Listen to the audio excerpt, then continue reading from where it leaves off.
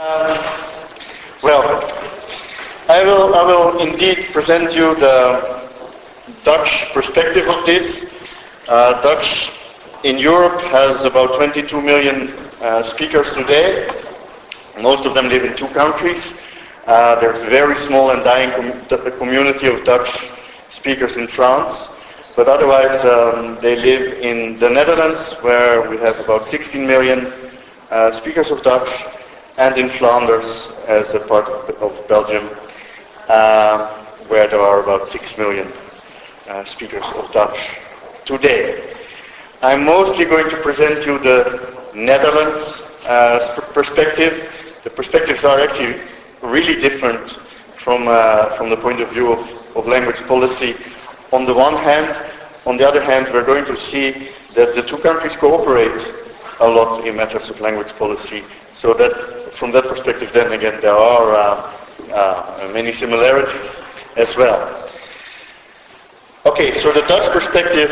First, I'm going to show you the cover of a book which this year is one of the best-selling, it's the top of the best-selling lists of non-fiction books in the Netherlands this year. It's called Taal is zeg maar echt mijn ding. So now you heard a little bit of Dutch too. That's maybe the only Dutch you're going to hear. And I translated it here as language is like really my thing. So this book is very interesting for this presentation from a number of views.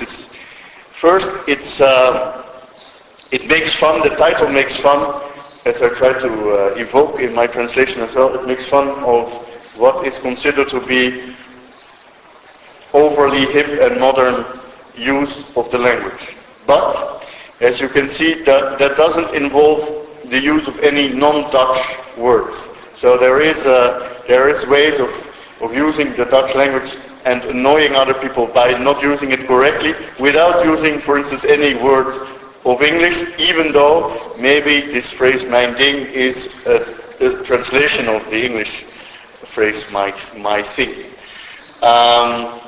But those are purely Dutch words. A second reason why this book is interesting because it has a very relaxed tone about language problems and language issues. It presents these issues in a way without making too much fuss about it, without making it too problematic.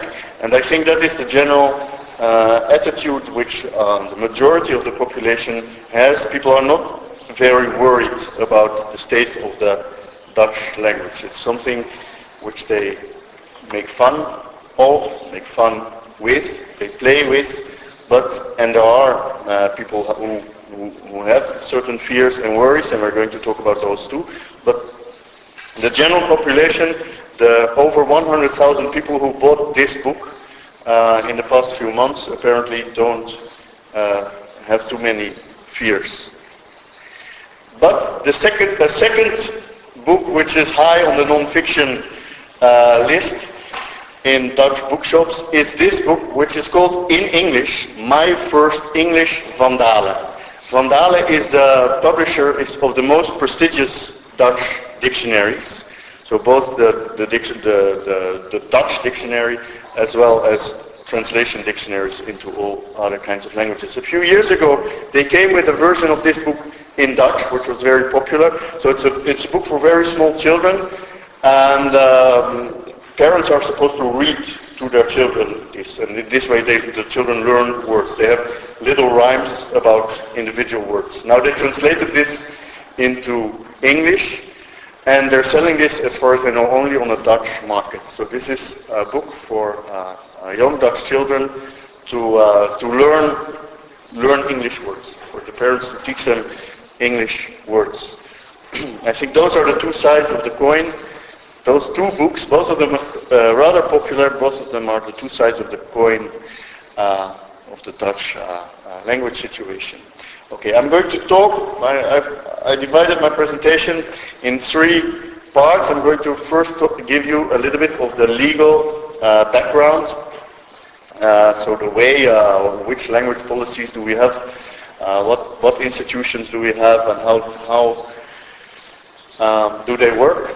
Then I talk a little bit about Dutch and other languages, the attitudes of Dutch speakers towards other languages, several other kinds of languages. And finally, I will talk a little bit about certain extra-governmental organizations and the way they operate in this field. Okay. First, this is a map of the Dutch Empire, what once was the Dutch Empire.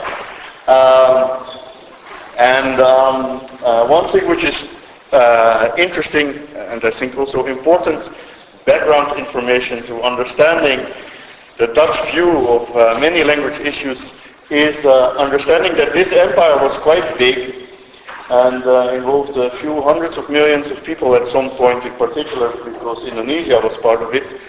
But in Indonesia this has left hardly any trace of Dutch. So Indonesian has a few loan words from Dutch, and in older generations there are a few learned people who still speak some Dutch. But among the younger generations, and the younger generations, that's everybody below 60, there's basically nobody except for specialized scholars who knows any Dutch. And the colonial situation of the Dutch in Indonesia has been very similar to that of the English in India for a long time. So it's quite interesting that the results of this have been very different. So whereas in India there's still a substantial portion of the population who speak English and even speak English as a native language, the Dutch colonial powers have never led to this. So the only exceptions are Suriname over there in South America, and then the islands of the Dutch Antilles, which are still part of the kingdom of the Netherlands. And the reason, it's interesting to speculate about the reasons for this. So why did the Dutch colonialists do this? I studied this a little bit myself. So if you look into the political discussions in the 19th century about Indonesia, whether we should not indeed introduce Dutch as an obligatory language in schools in Indonesia, the answer was always no, and the reasons for those were basically colonial. So they said if we're going to teach Indonesian to these people, they will read our books and they will get very dissatisfied about their own situation, or they will want to have better jobs and we cannot give them any better jobs. So basically it was a way of keeping the people who were colonialized away from us. And I think this is something you see very much in the Dutch attitude. Dutch is our language, and if we communicate with you, we will communicate in your language or in some other language, but we will not communicate with you in Dutch. A typical complaint of a foreigner who comes to live in the Netherlands, especially in the Netherlands, is that they cannot learn any Dutch, because as soon as a Dutch person observes that you have even the slightest accent, they will switch to English. And so those two things I think are related. Dutch is our language. I think that's a very important concept in understanding the Dutch attitudes towards language issues. Here I have another map of Dutch in Europe. That's more of, let's say, linguistic relevance. So, it's the Netherlands, this is Flanders, this is the part of France, where some Flemish dialects are still spoken. This is Low German, and which is linguistically almost the same as Dutch. The Low German dialects, however, are hardly alive anymore in Germany. Okay, but this was about legal matters. So here is this Dutch language union, which I studied in great detail in the course of years. And the thing is that the Dutch and Flemish governments are cooperating in the Dutch language union. So all policies with respect to language, and actually also all policies with respect to the Dutch literature of the two countries, are carried out by this institution. So that's actually quite unique. So the two countries really cooperate so closely on some issue. I think there's very few examples like this. So it's the Dutch government doesn't take any decision on the Dutch language on its own, neither does the Flemish government. It's always carried out in the offices of this institution, the Dutch Language Union. It was founded in 1980, so it will celebrate its 30th anniversary next year. It is a common governmental body, that's what makes it unique, of the Dutch and Flemish governments, which have really delegated all their language policies, all the rights on language policies to it. Suriname also participates. So the fact that they have delegated all its language policies also means that the Dutch and the Flemish parliament don't discuss language issues directly. They cannot discuss it because they could only discuss it with their own governments. What the Taalunie has instead, the language union has instead, is a body of parliamentarians from the Dutch and the Flemish parliaments who come together, I think, every 6 months, and then these matters are discussed. So they are kept out of the national governments. That's also, I think, quite interesting. It's also interesting because, as a matter of fact, Dutch and Flemish political cultures are quite different. So what we find here is an interesting mixture of those two different ways of conducting politics. Formally, the language union is guided by the ministers of culture of the two, of the Netherlands and Flanders, and but then the everyday administration, the everyday job is done in the hand of a Secretary General, which happens to be alternatingly a Dutch and a Flemish official in the past 30 years. So that's not an official policy, but every time somebody resigns, it always happens that the best candidate comes from the other country. So at present it's a Dutch person.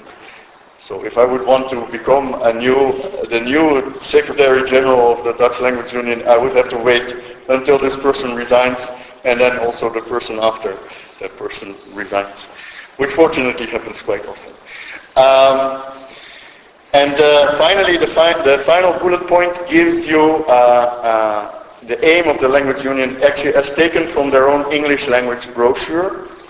So it says the aim of the Dutch Language Union is to support users of Dutch around the world so that the language can continue to be as dynamic and vigorous as it is today. Actually, what you see reflected here again is the rather relaxed and not too worried attitude. So what we only want to do is to continue to have it as vigorous and dynamic as it is today.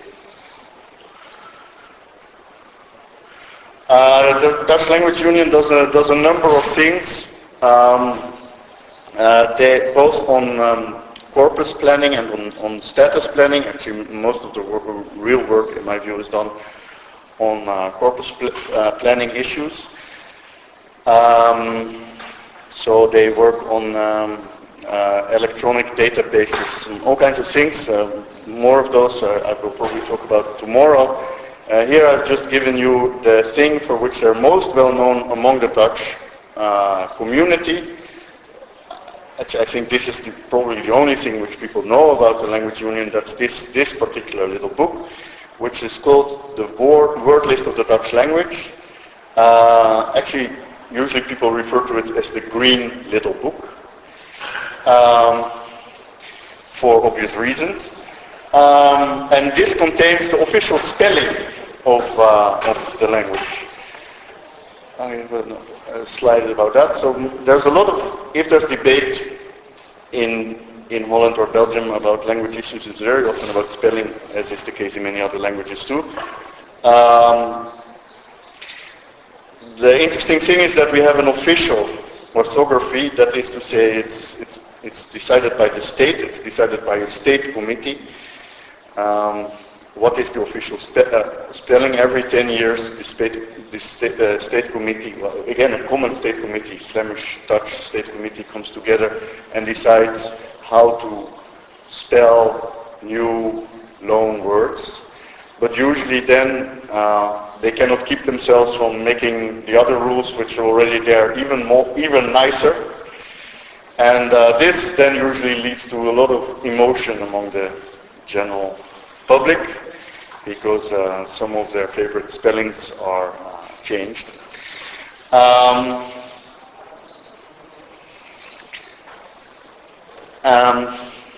So, and actually in the last spelling change was in 2005, in the 2005 edition, and this caused a revolt among the media, in particular in the Netherlands, who thought it was completely unacceptable how things were spelled now, and they published their own alternative spelling in a different book, and that's the little white book, so that has a white cover.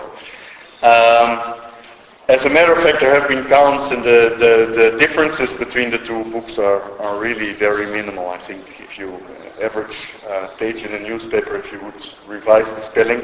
So most Dutch newspapers are spelled now according to this little white book. Most Flemish newspapers are spelled according to the little green book. But if you would do a revision, you would do 1 or 2 words on every page in a newspaper.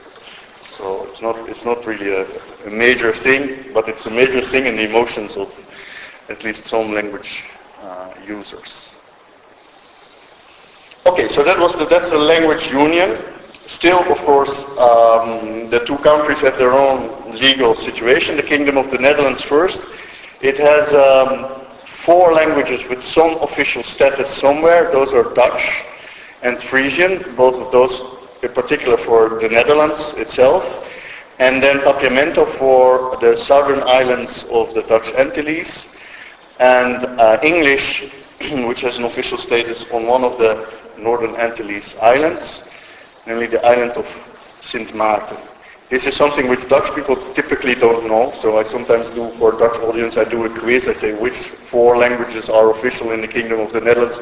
Nobody ever guesses that English is one of the official languages of our country. But it is actually true. Then we have a number of recognized minority languages according to the European chapter for regional languages or languages of minorities. And those are Frisian, Low Saxon, Limburgian, Yiddish, and Roma and Sinti.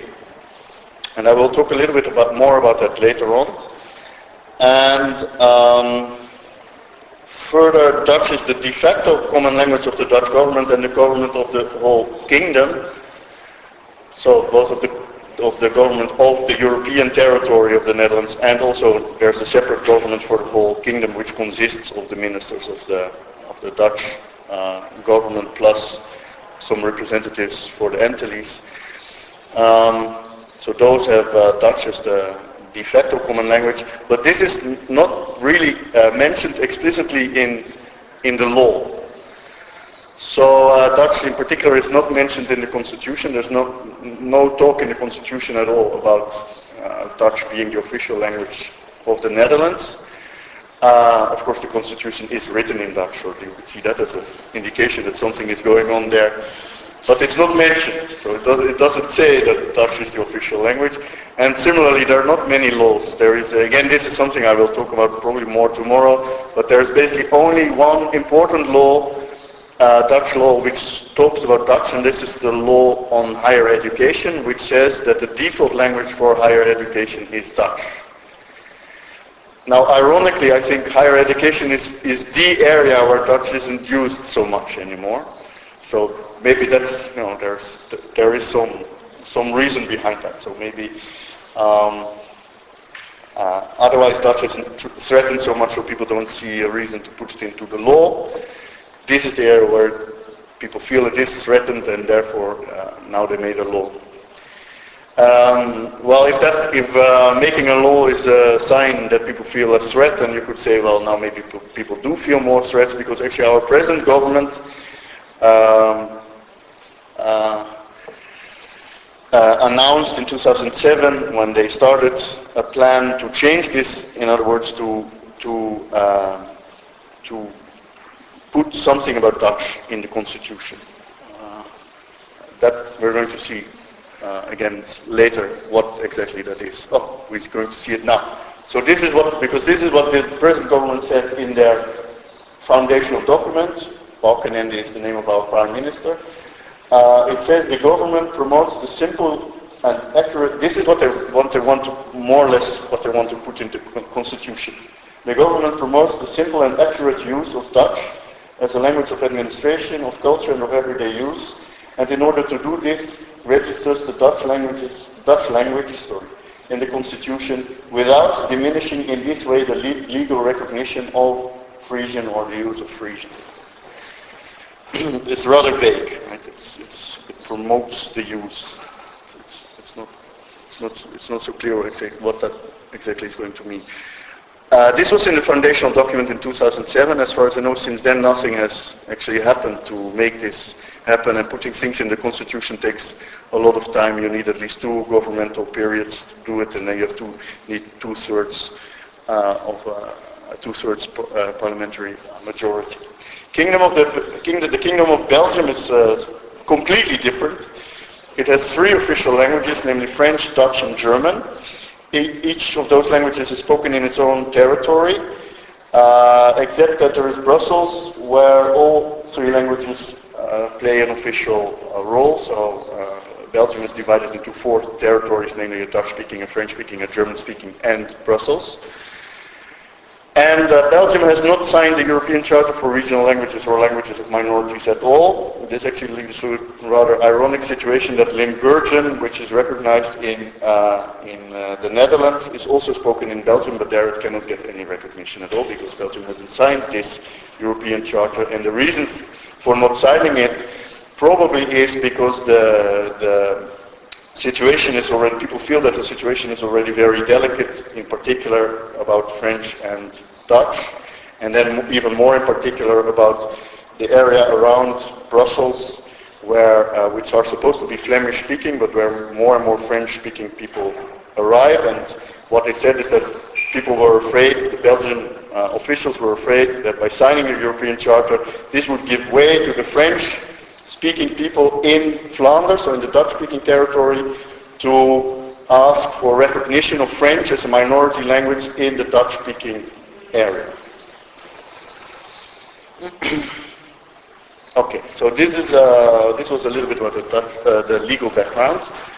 Now, a few things about Dutch and other languages. What you see here is a picture of a sign at our national airport, and so many people, if they're annoyed about English, they are annoyed about the national airport. That plays a big symbolic role in the minds of purists.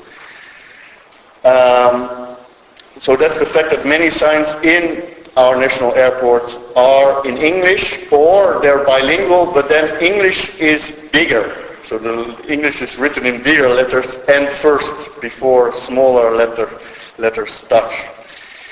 Now again in 2007, so the same year in which we got our new government, the largest government party, the Christian Democrat Party, asked the government to put pressure on Schiphol, on the airport, to change this, but then the government refused.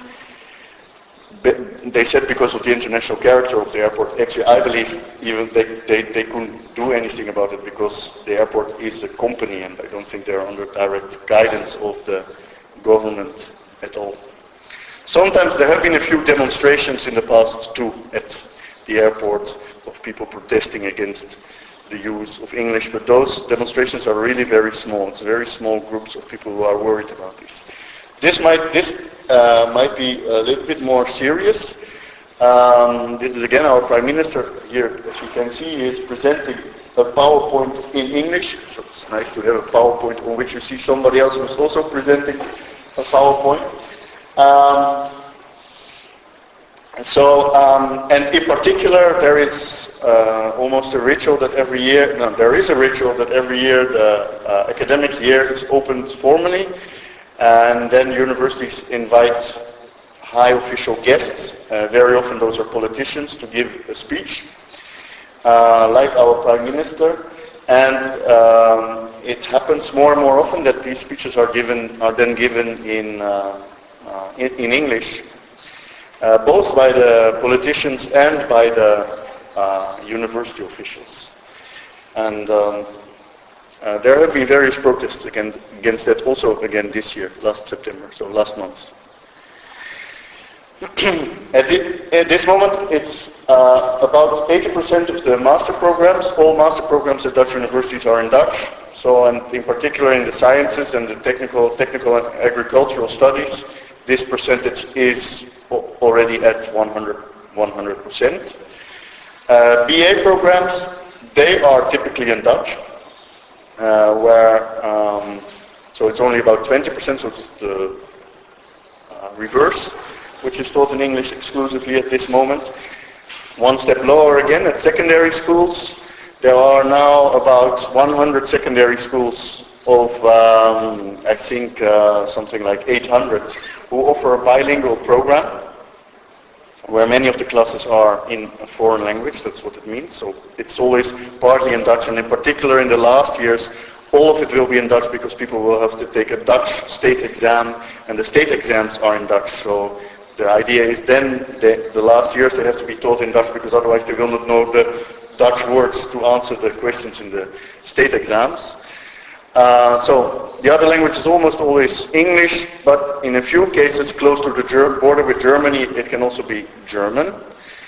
And the newest development here is that some primary schools now are also experimenting with offering part of their courses in English.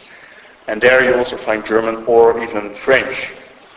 Bilingual schools are disallowed in Belgium, so this is not an issue in Belgium at all. In Belgium, almost all of the education at all levels is in Dutch, and that's for legal reasons, so it's not allowed. I had one student who took a PhD in Ghent, the University of Ghent, and she was the first in her group of linguistics to write her thesis in English, and she had to ask for special permission to do so. So that's really a special case. Now, I think this is really important again to understand what's going on. Namely, this is a questionnaire actually of the Dutch Language Union, the 2007 questionnaire, which shows that the clear majority of the Dutch speakers, both in the Netherlands, the top row, and in Flanders, the second, or in Suriname, are not really worried about bilingual primary education even. So the question was, does bilingual primary education harm the Dutch language? And the dark blue is yes, it does. The light blue is I don't know. And the green is no, it doesn't. So most people think that it doesn't. Suriname is a bit of a different case, but I'm not talking about Suriname. Minority languages. So the minority language with the most recognition and the most protection, the biggest protection, is Frisian. And it's interesting to see how the Dutch elite responds to it. And I think it's fair to say that the basic response is one of irony. So people talk about it in a rather ironic way. And this is an interesting case. This guy here, Ronald Plasterk, he talked on TV in June 2000 about Frisian in this way. He said, why does everyone in Holland believe that Frisian is a separate language?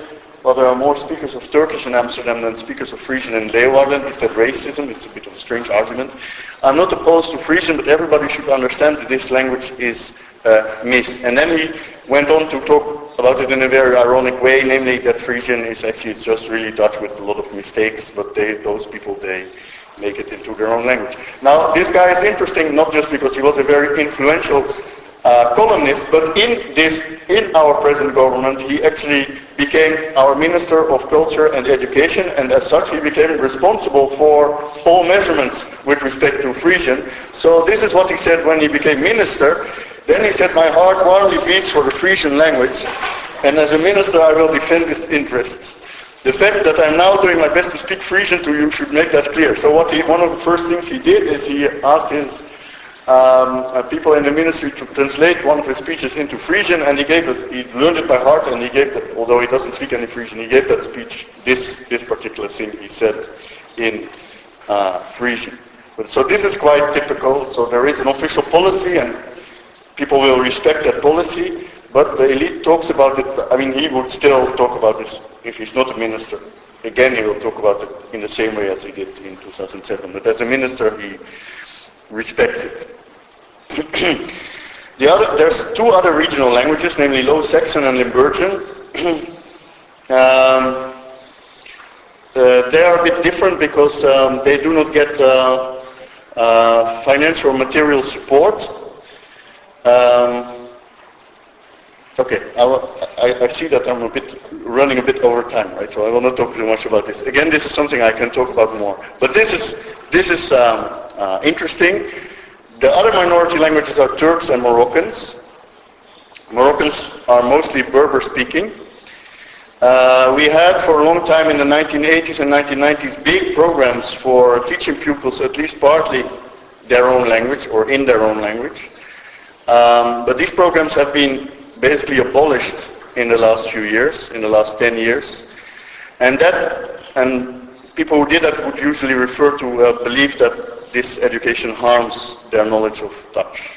So we shouldn't waste our time on learning or teaching Dutch, or learning or teaching those Berber or Arabic languages.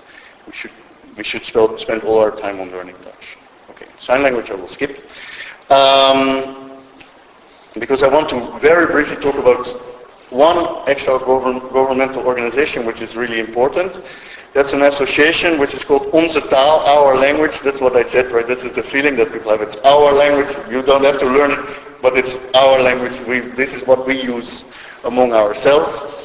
It is probably, interestingly, the largest association of language lovers in the world. It has about 35,000 members. I don't know of a bigger association. It has a magazine, it publishes books, it has a website, and it does other things. It offers language advice to its members by phone or by email, usually on issues of correctness. So, should I say this or this? But also on other issues like etymology and whatever people find interesting. And it has a conference with about 1,500 visitors every second year. Now again, this organization is actually quite relaxed, so it offers language advice, but it's definitely not an organization of purists, or at least not of purists only. So it's not that the case that there are 35,000 purists in the Netherlands. At least that's not what we can conclude from this. That's shown in this slide, which was published in their own magazine on language advice. Okay, so. Now, next to Onze Taal, there's a number of other associations which are usually much, much smaller. They just have typically just a few members. I listed a few here, and their common theme is basically always the use of English.